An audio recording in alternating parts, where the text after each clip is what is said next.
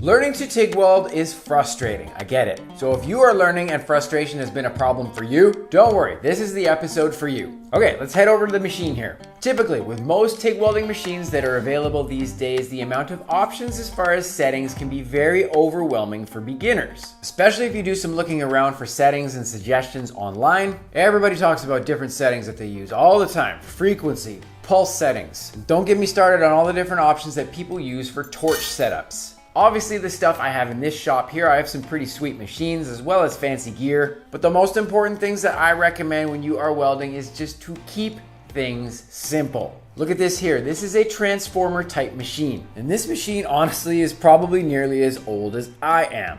I learned on this machine and I really liked it simply because it was so simple. There's less settings on the machine as far as things that are going to trip you up and give you too much to pay attention to. So we're only going to focus on a few things on your machine here. If you have a transformer type machine, this is going to be super easy. If you have an inverter type machine with tons of settings, we're only going to focus on these things. Now, obviously, the first thing that you're going to want to focus on with your TIG welding machine when you're first getting going is amperage. We need to make sure that the amperage that you are using is adequate for the job that you want to do. But the cool thing about most machines these days that you're going to get is they have a pedal to control this amperage. So it makes controlling amperage much easier to deal with. Check out this new machine that I just got from CK Worldwide. This thing is super cool.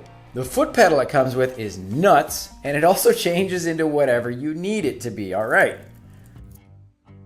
But again, my friends, let's keep this simple. Just a simple foot pedal setup is going to work perfectly for controlling the amperage we need to use. For setting up your amperage, obviously you can check out a few different charts that you can reference that you could find easily online. Obviously these will differ from different types of material that you're working with, but honestly this would just be something that I generally ballpark in relation to the thickness of material that you are using. Simply because I am using a foot pedal, all I really need to make sure of is that I am using enough or more than enough of the amount of amperage that I need to weld. If I have an excess of about 10 amps of amperage that I probably don't need, I can just control that with my foot pedal. This here is a chart that's included in my online programs that my students get access to. This is perfect for the first few exercises we're going to get going with here today, so make sure that you take note of these ones here. Obviously, if you do not have enough amperage being used or insufficient amperage, you're not going to get any real quality welding done. It'll be pretty obvious. I would try and ballpark about how much amperage you need in relation to the thickness of material that you're using.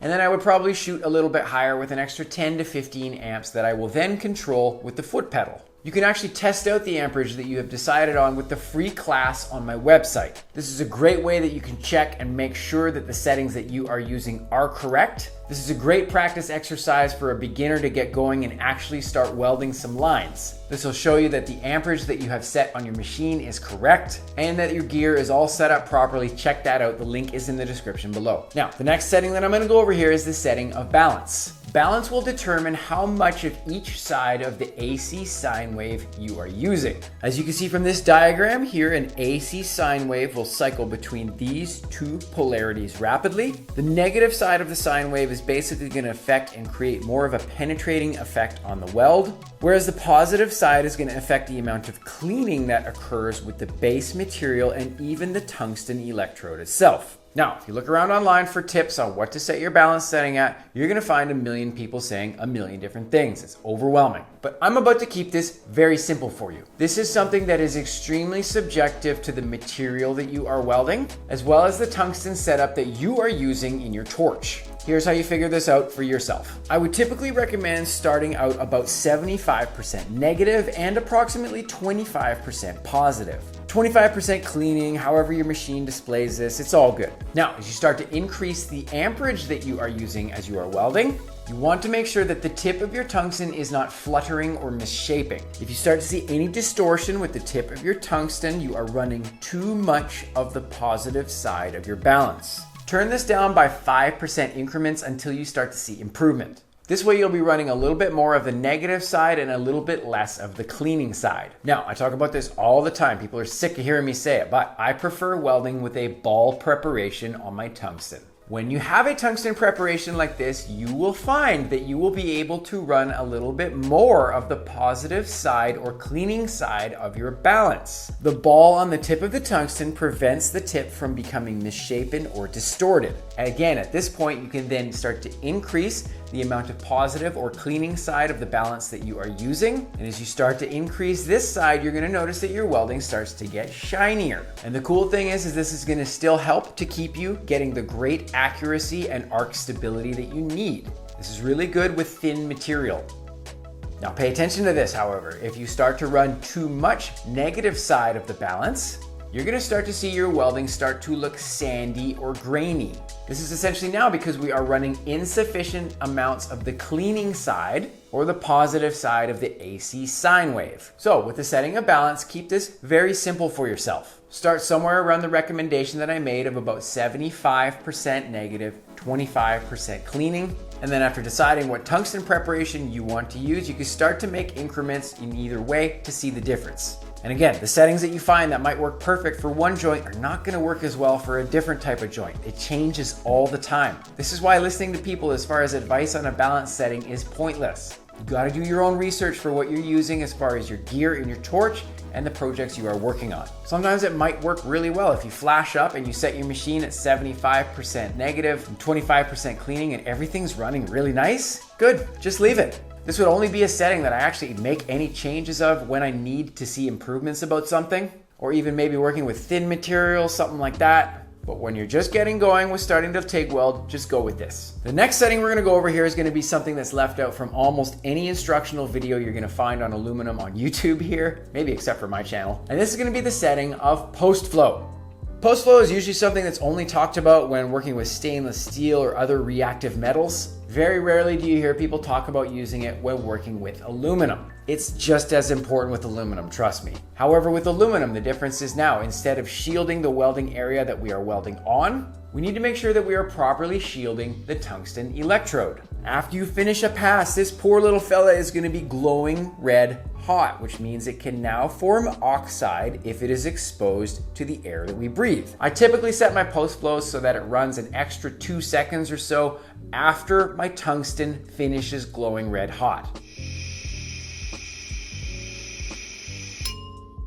When you finish a weld, keep your torch completely stable. Do not move it. Don't pull it away from your welding area like this here. When you finish a weld, you want to remain completely still so the gas can do its job as it is cycling. This will keep oxide from forming if the gas cycle is cut early, or if you pull your torch away from the welding area like this, disrupting gas flow. When you finish every pass, the tungsten should always be completely shiny.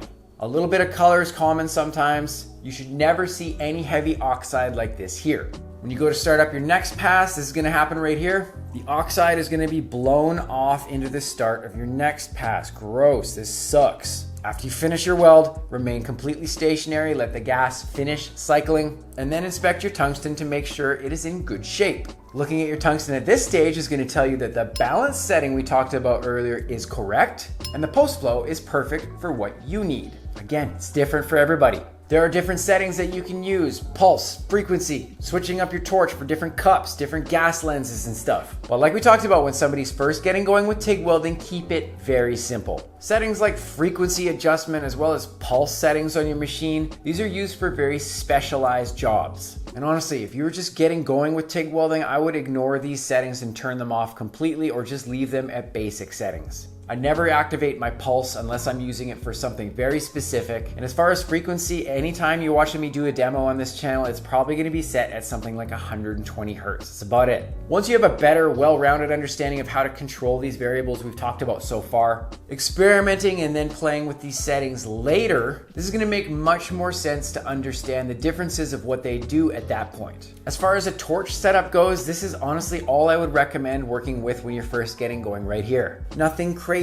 When I'm doing stuff on my channel, you can see me using a regular gas lens with my setup. I do prefer how smooth this makes the gas when I'm welding, especially with more complex joints like outside corners and fancy stuff like that. But honestly, going back to this setup here, it's a basic diffuser setup. I can also use this and get just as good results for the most part working with this diffuser setup here. And because most machines that you buy, these are gonna be the things that are included with the machine, it might just be all that you have to use. And similar to what we talked about with making adjustments with your settings when you're first learning to TIG weld, you're probably not going to notice much difference between a gas lens setup and a diffuser setup to begin with. Because you're going to be dipping a little bit more frequently, you're probably going to be making a mess of your gear. It's all good. If you're using a gas lens, you can damage this screen very easily by splatter and debris getting accumulated on the screen. You'll spend more time cleaning all this crap off when you're trying to weld. So I might recommend when you're learning, just use a diffuser setup.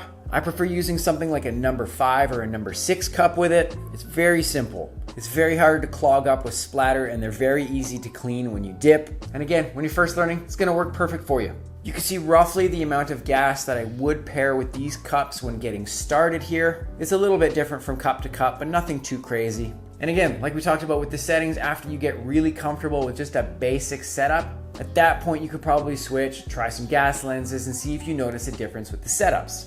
Whew, okay, that was a lot, but we're done with the machine as well as the torch stuff here. But do you want to know something that's going to save you a ton of time and material and get you welding nicer stuff much faster? This one here usually surprises a lot of people when I tell them this. But when you're learning, you really have to figure out which joints you're going to start learning first. Joints like all of these ones are a ton of fun to learn. They're super cool. Most people get set up and they want to learn stuff like this pretty much right away. Obviously, looking around on Instagram and social media, this is the kind of stuff that we see probably most frequently. So naturally, people want to get started and learn the same thing. But here's the tip that's gotten thousands of people going with TIG welding much faster working in my programs or working with me one-on-one. We are going to start with something like this. Super boring, right? This stupid little piece of plate here is something that's going to help you out so much, and we are going to get an opportunity to really fine-tune and check the details of what we talked about earlier. This is going to be stuff to do with your settings as well as your torch setup, as well as learning some really proper fundamentals with torch technique and torch control, and using the free classes that are on my website right now for you to access. These are going to help you to practice these really important fundamentals with this little piece of plate here. That's all you need. Well, that's so rewarding. The things that you're going to learn in those classes on my website are going to help you out so much when you get going on more complex stuff like this at a later time. Trying to learn more complex stuff like this right out of the gate right away, unfortunately, these are just going to set you up for disappointment. This is how a lot of people get frustrated and overwhelmed when they first start trying to learn how to TIG weld. It's like going to a boxing gym for the first time. And when you go there, you pick the biggest guy that you're going to go up against. Let's do a fight together. And then you get smashed through a wall. It's not going to be very much fun, and most likely you're not going to return for more. Learning to TIG weld is pretty much the same thing, obviously, aside from getting smashed through a wall. For example, some people want to make really awesome roll cages for cars and trucks and stuff like that. They want to make all these custom parts for stuff that they need. But I gotta ask, if you want to do projects like this, can you do the basic stuff on a piece of plate that I'm going to show you in these classes? Most people cannot. For working on more complex pipe projects, I would literally start somebody out with a couple exercises on a normal blank piece of pipe. If you start out learning some of the stuff that I teach in my classes on my website, and again, some of these classes are completely free, you are going to get guaranteed wins and be welding way faster. This doubles as really good, motivating stuff to keep you working away and practicing. And then later you can move on to the more fun stuff and do way better at it much sooner. As you start getting going, challenge yourself to follow some lines on a piece of plate. Very simple, but very effective.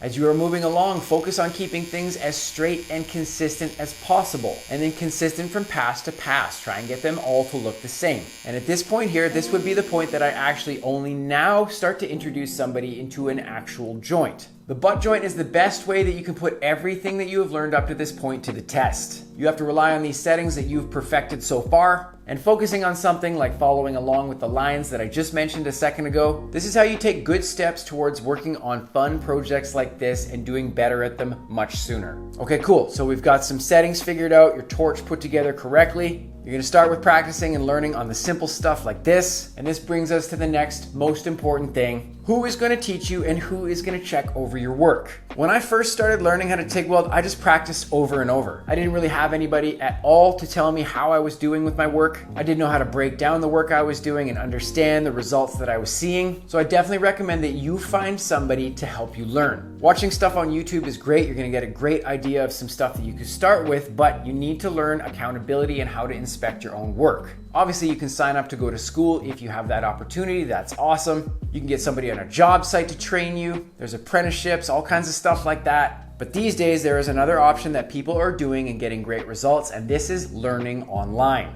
One thing that I would have loved when I was first getting going with TIG welding is to practice and learn in private. I was shy. I didn't want anyone to see my crap looking welds. I wanted to watch and see how something was done, learn what I was supposed to be looking for, and then go practice in private. This is where YouTube has absolutely changed the game. It's crazy to think that YouTube didn't even exist when I was first starting to learn. There's so many channels on there that have great instructional work that you can learn from. Obviously, there's hundreds of videos on my channel that you can watch. And like I keep talking about, I have classes on my website that you can take at any time. They're on demand. This is going to give you a complete blueprint of what to follow as you learn, and a way that you can understand and break down your own work to get feedback as you are learning. This is how you actually start to make big improvements. Without a clear idea of what you're looking for when you get started, or most importantly, how to duplicate and repeat the results when you do get good work done, you want to avoid practicing so much that you're wasting time and the materials that you have to practice on. So find a way that you can learn and have some accountability built for some feedback that you can understand. This is how you're going to make the most of your practice time. You need to know what lessons to start with and what order to do them. And most importantly, when it is proper and appropriate for you to move on to the next step. You need to have somebody who can look over your work and give you feedback, or a program that you can learn from properly. This way you can get absolutely everything from each step as you go from exercise to exercise. This is how you get to the tougher joints and you get better results much quicker. Or for example, when you get to the final project in one of my programs and you really have a good understanding of the why that's happening behind every exercise you're doing. Don't practice blindly, follow a blueprint.